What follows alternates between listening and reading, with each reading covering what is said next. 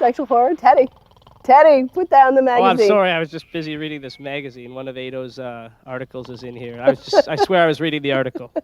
I undertake a little bit of erotica writing myself, and so I've written a little passage that I was hoping the two of you could rate for me. Give it a shot.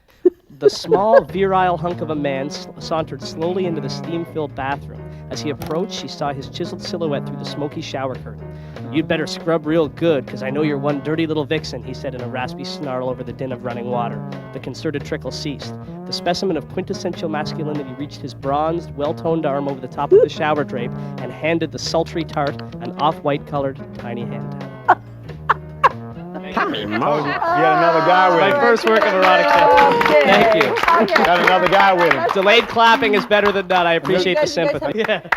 Well, as I say to people who have me read their erotica, I'm sorry, Teddy, it didn't give me a stiffy. I thought it had potential myself. Thank a you very little much. bit of I potential. love it when you lie to me, baby. I love it when you lie to me.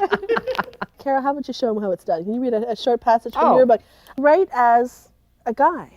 That's true, and I write for guys.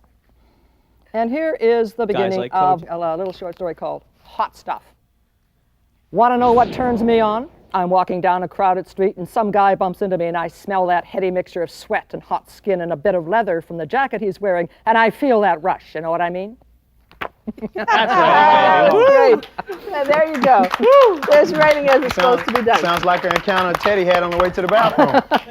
Well, you got to be realistic, you know. Teddy, do you have any audience questions for I me? think we do. Catherine here has a question for the panel. Actually, what's the difference between porn and erotica?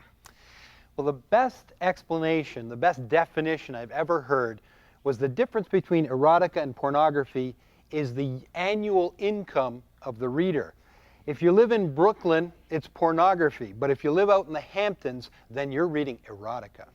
Well, there's another definition which I've heard, which is, if I like it, it's erotica. If you like it, it's pornography. That was really That's a good short. one. That's a good one. What do you guys write? I've written both pornography and erotica, and I know Caro has had the same experience, that you've had stories that appear in a porn magazine that no one would ever mistake for erotica, and then the same story gets turned around and put in an anthology, a book like this, and suddenly it becomes erotica. So there is no real difference in my mind.